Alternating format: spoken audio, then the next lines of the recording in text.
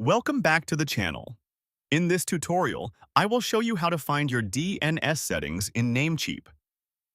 This is useful when you need to connect your domain to hosting, verify your site, or update records like a record or CNAME. First, log into your Namecheap account and go to your dashboard. From the left sidebar, click on Domain List.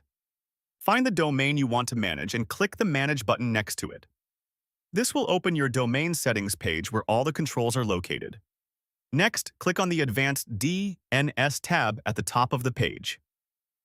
Here, you will see all your DNS records, including A records, CNAME records, MX records, and more. You can also scroll down to find your name servers, which show whether you are using Namecheap Basic DNS or Custom DNS from another provider. Finally, review or edit your DNS records as needed. Make sure to save any changes you make. Keep in mind that DNS updates can take some time to fully apply across the internet. If this tutorial helped you, like the video and subscribe for more simple guides.